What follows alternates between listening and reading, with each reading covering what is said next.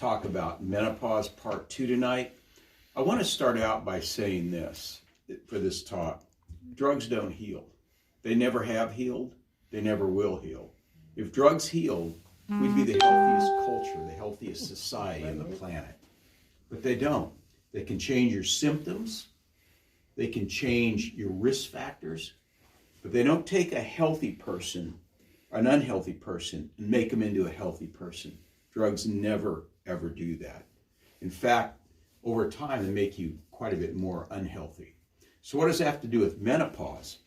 When a woman goes to a physician with menopause symptoms, what do you think happens? He gives her pills. They get drugs. Yeah. Okay? I have a friend, she started having menopausal symptoms when she was 39.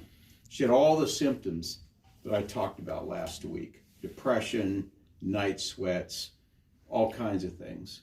She went to a physician, told him her symptoms, and he gave her 5 prescriptions. 5. Right off the bat.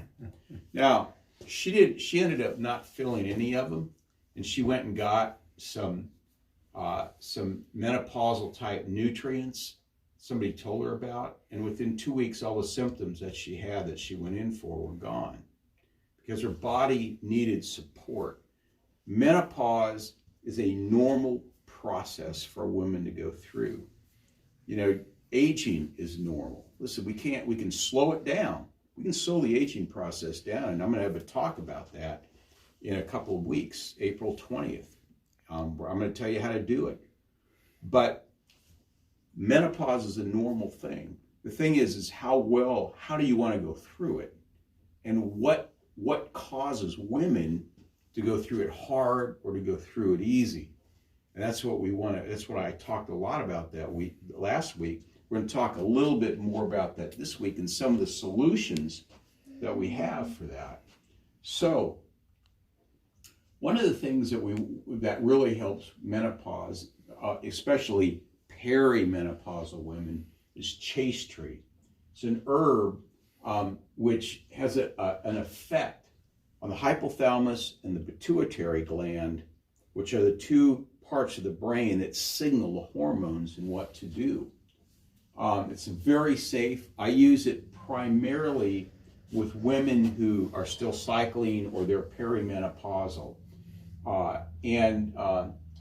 It doses 1 to 2 tabs a day, and that's all you need.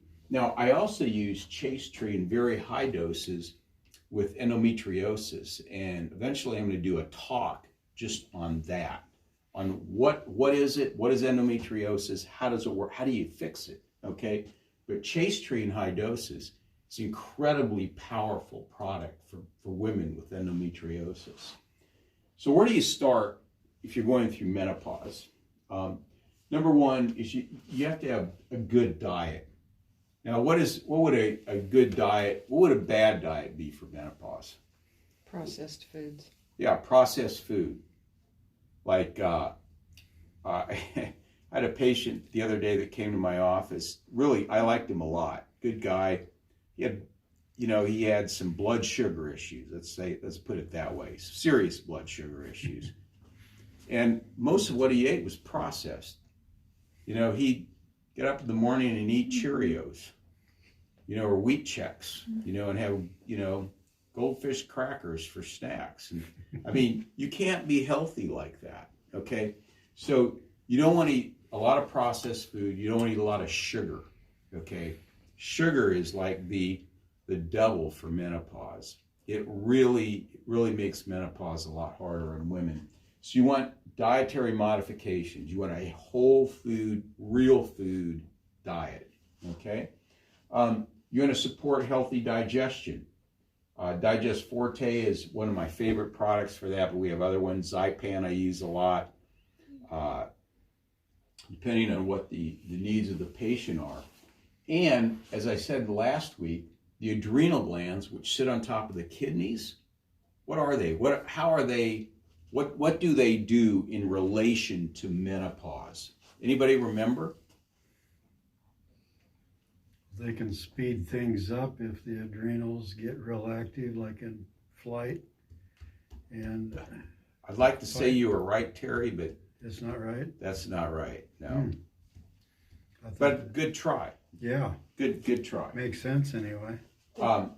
So why would the adrenals be important in menopause? Nobody remembers.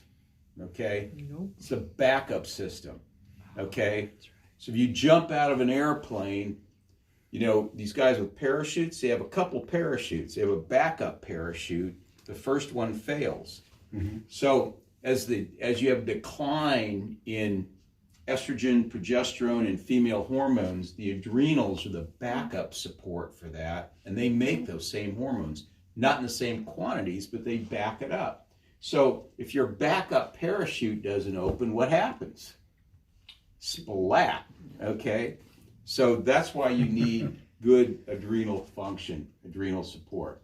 So you can have HP axis dysregulation causing adrenal dysfunction. Could be adrenal dysfunction. It may be the HP meaning hypothalamus pituitary gland. Okay. Now, let me just say this about the hypothalamus and pituitary gland. There's two very important minerals for those two glands. Does anybody remember what they are? Okay, you probably haven't been to enough of my talks to remember. Terry. Selenium. Selenium is a thyroid, but that's a good try. How about magnesium? Not magnesium. Good try. Manganese. Manganese. Okay. If you keep naming them, you're going to get one. Yeah, that's right. So, which one is manganese for?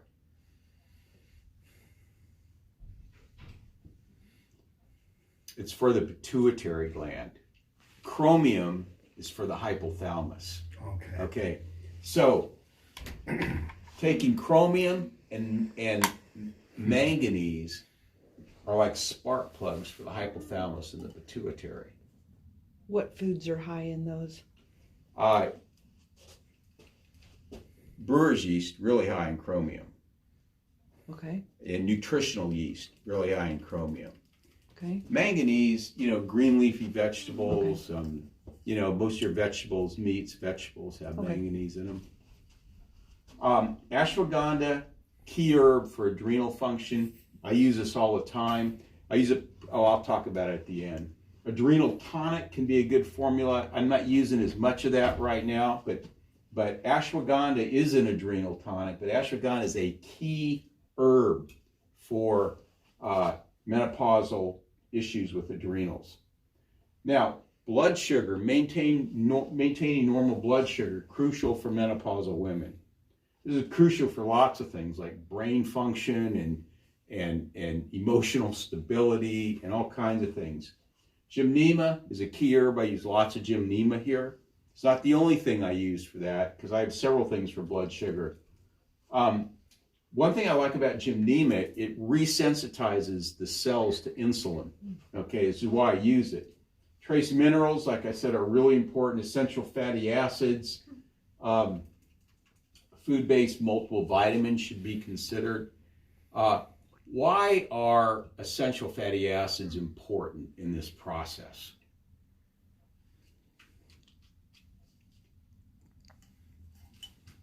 Anybody know? Because your body makes hormones and all kinds of important anti-inflammatory chemicals out of fat and cholesterol. Okay, so if somebody comes into me with a really low cholesterol, there's no way that body can make hormones. Can't do it. Okay, it's like trying to build a house without enough lumber. Can't do it. Okay, so nutritional and herbal considerations. Foods for adrenal support. Okay, so you have lots of nuts, almonds, Brazil nuts, walnuts, okay, oranges, yams. A lot of this stuff tastes pretty good. Avocados are really good. Avocado contains a lot of good fat, a lot of minerals, very, very high in minerals and vitamins. Figs are good. Kale, all of this is really good. Why would oranges be good for adrenals? That's a hard question. It's a pretty tough question. I should give a prize if somebody gets that one. Anybody? What are oranges high in? Vitamin C. Vitamin C. Vitamin C is really important for adrenal function. Okay? Okay. Herbs for adrenal support. So these are the herbs. They're really good. Rehmannia, ashwagandha, and licorice are all in adrenal tonic, as well as echinacea. I've used all of these. Really, really good for supporting adrenal. Liver health, really important.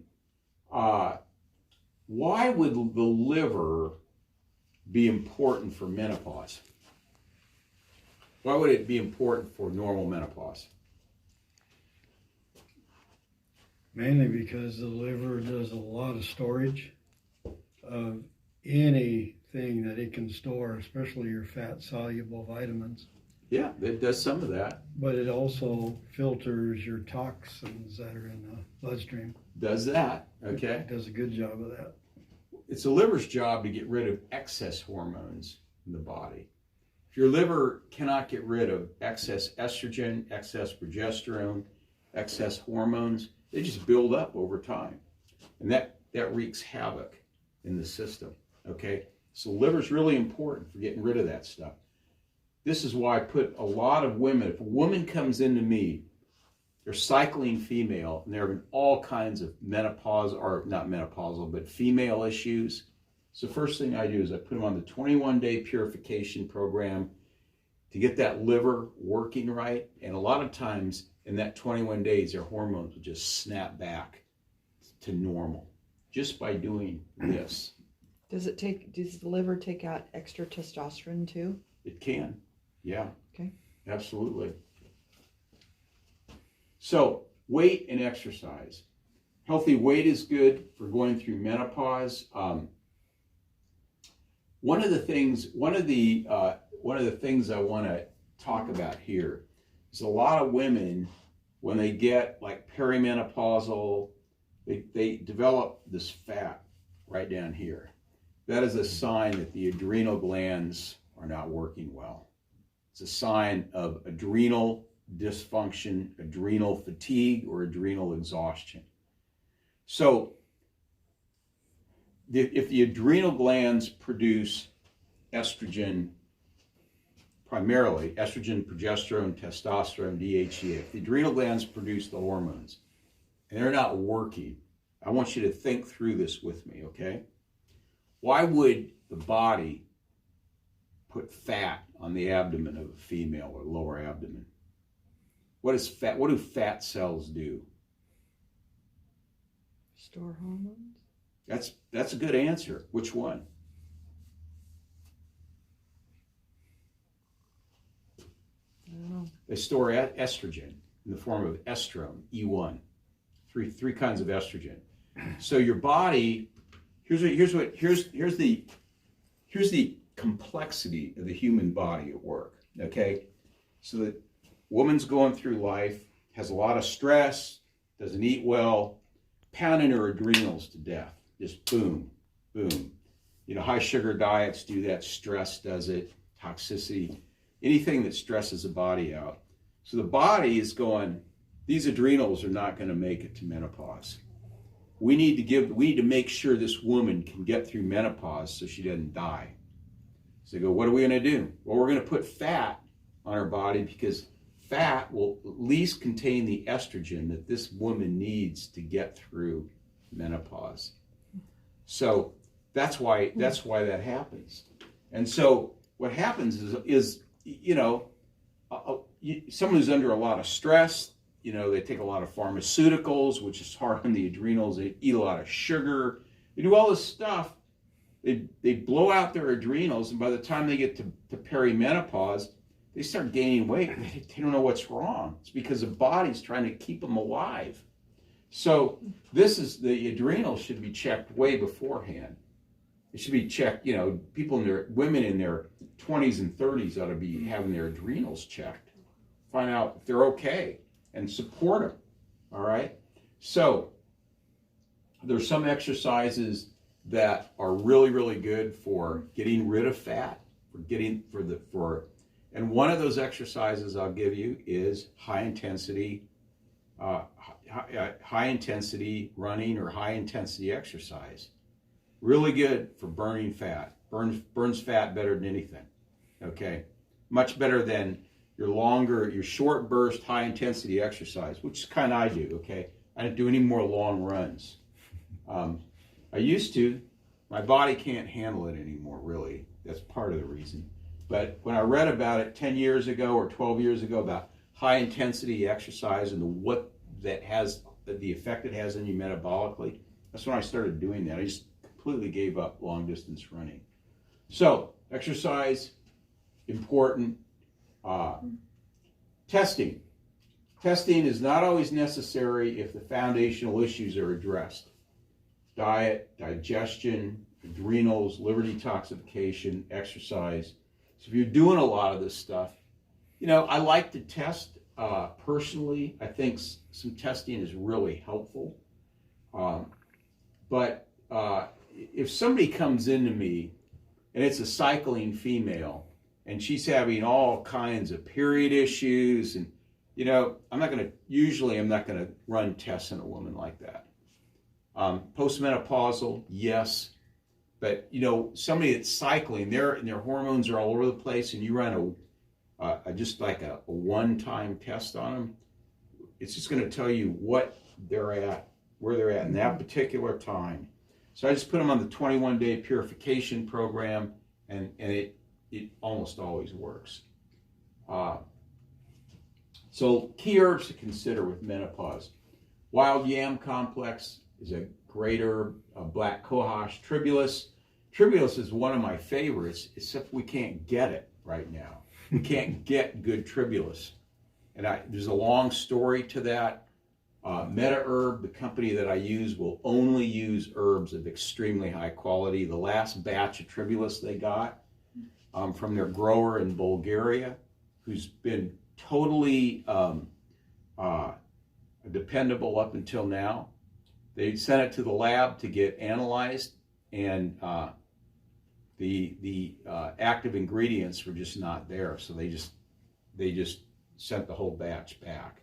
Tribulus is a really powerful herbal product for both men and women in terms of balancing hormones and helping menopausal symptoms.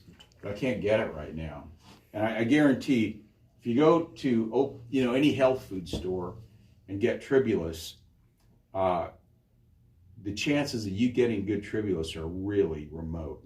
They'll sell it to you, but I don't think it's going to work. What about hot flashes? Hot flashes comes from decreased estrogen, increased follicle stimulating hormone. The limbic system is your emotions, so it's strongly influenced by that via the hypothalamus. Stress and blood sugar can be triggers. Excess cortisol production. Where does cortisol come from? Adrenal stress can cause increase in body's core temperature. Causes of hot flashes. Okay? Stress, increased sugar consumption, anxiety, too much caffeine, excess weight, refined carbohydrate, sugar, poor liver function, smoking, endocrine insufficiency, weak digestion, low stomach acid. Now, I can tell this by an in-office test or a general blood work panel. I can tell you pretty fast how you're digesting protein. The hypothalamus is a key player. So the hypothalamus is right here, and then the pituitary gland is right here. So the hypothalamus kind of acts like a funnel, and it looks like a funnel, actually, into the pituitary gland. So what does it funnel into the pituitary gland? Anybody know? What does the hypothalamus funnel into the pituitary gland? Emotions. Funnels emotions. And your pituitary gland, which controls your whole endocrine system, responds to those emotions. Okay? So let me ask you this. Emotionally, does your body feel different when you're in love versus when you're angry?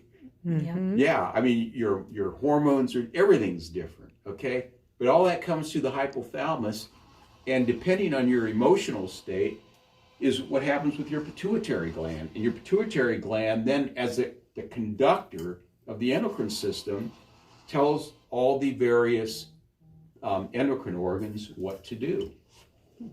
So hypothalamus support, providing estrogen precursors will help that, which we get in wild Yam Complex, and that can help calm the temperature fluctuations. The phytochemicals in wild yam, they're steroidal saponins, are the main thing that has these phytochemicals in, which are good. You know, are you aware of a country where they eat a lot of wild yam? Anybody? In New Guinea. New Guinea. And you know what? A lot of, they've learned to control by how much wild yam and what time of year to eat it. A lot of those women have learned how to control whether they get pregnant or not. I mean, they eat a lot of that in New Guinea and in that area of the world. Wild Yam Complex contains the following, and all of these, I'm going to go through what each one of those do. If you look at wild yam, it helps with hot flashes, insomnia, mood, fatigue, memory, decreased libido. It contains black cohosh, which improves epithelium, vaginal epithelium, and it helps with mood, sleep, anxiety, nervousness, night sweats, energy. Multiple studies have shown that black cohosh helped women off estrogen replacement. This woman I was talking about earlier this evening, the one who got the 5 prescriptions, this is one of the things that she was told to take. It really helped her a lot. This is a kind of product that you do not want to exceed the recommended dosages, because you can get some unpleasant side effects from black cohosh. So you just take what's recommended, and if it's in wild yam, it's hard to get too much of it because of how much is in there. Sage, also in wild yam, reduces excessive sweating, showed complete elimination in 20 of hot flashes in 20 of 30 women studied, varying levels of improvement in the remaining 10 women, supports nervous exhaustion and debility, good for memory, headaches, joint pain. Again, recommended dosages should not be exceeded. Tribulus, one I wish I had. You get really good therapeutic outcomes with tribulus, and tribulus is probably the best herb there is for hot flashes, and I can't get it. I want some as soon as you get it. We should have some by June.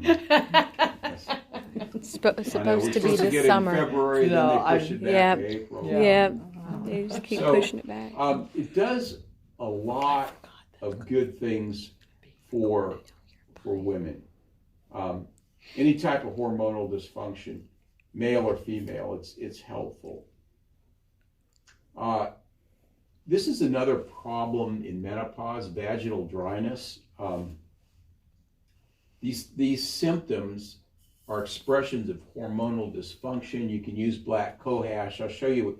This is what I use, and this works really, really well. Vaginal suppositories, they have a very, very low level of estrone in it. Estrone is a very weak form of estrogen, and it really works well. Most of the women that use it have really liked it. Gotu Kola is a really good product for restoring collagen and connective tissue. They call it facelift in a bottle. Helps heal body tissue, skin, and bones. Excellent adjunct for maintaining healthy skin during menopausal years, especially vaginal tissue. Wheat germ oil, I don't use this as much. It's good for hair, skin, and nails. Wheat germ oil is also good. It's really, really good for helping the body make hormones during the cycling years. This is vaginal dryness recap. Not a lot to talk about here. What about mood and depression during menopause? A lot of women have mood issues. St. John's wort is almost specific for menopausal depression. St. John's wort, by the way, is a very powerful antiviral product too. So it's really good for protecting against like something like COVID or just treating COVID with it. Black cohosh has a positive effect.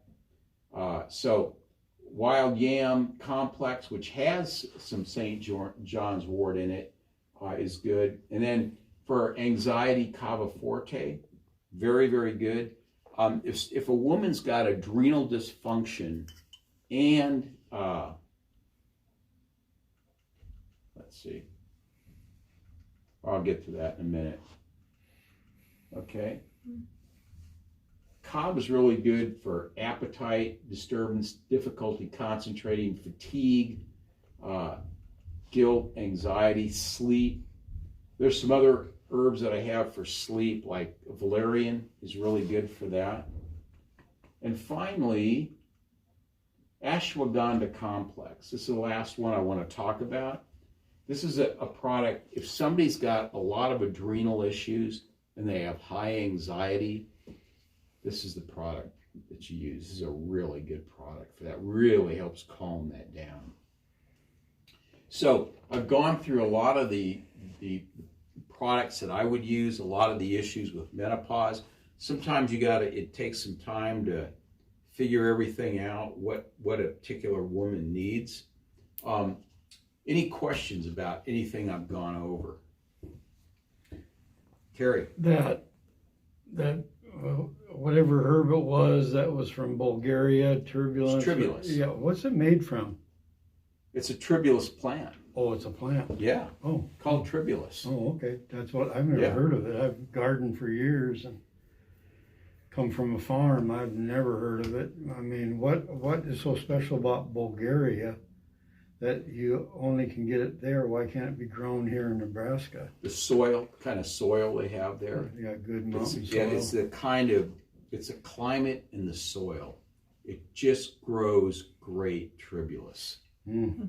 You know, and different parts of the world grow different types of herbs really well. And it just happens that Bulgaria and that Eastern European area grows the best tribulus. That's where they get it from. They don't get it. They won't source it from anywhere else. I mean, you could probably grow tribulus here in Nebraska, but whether it would be good or not, that's another question. There's something about that soil there That brings out that. that makes it so powerful. Yeah. Is it considered like what comes out of the plant? Is it considered a vitamin or herb? Herb. It's an herb. Okay. Yeah. It's an herb. By the way, what's the difference between herbs and vitamins in terms of how they affect the body? Anybody know? Not much. Nobody can tell me. Herbs Okay. are more natural. Vitamins are more like manufactured, produced. Vitamins aren't natural, so the vitamin C in an orange isn't natural. They make a lot of vitamins. There's They a lot of make synthetic vitamins out there. Synthetic, yeah. Okay, vitamins nourish the body. Herbs assist with function. So vitamins will nourish an area, but an herb, you give an herb for that area, that will actually help the body to function better. Okay, so you really need both. Okay, you want help to function for sure. If your adrenals are weak, you need help to function. But then there's some vitamins and some other things that you can give for the adrenals that are really helpful. And so when you give them in combination, depending on what the patient has, it can be very powerful. So Vitamins nourish, herbs assist with function. That's the difference. Okay, one more question. Terry. One more question. Marijuana is considered a herb. Can you fit that into tonight's talk and make that sound like smoking marijuana is therapeutic? No. That, I thank you, Paul. can't do it. That was the right answer. Tough question, I know, but I don't Yeah. agree with it either. Yeah. It's They like, say I'm smoking like herb. trying to fit a semi into a gopher. It's just not going to go.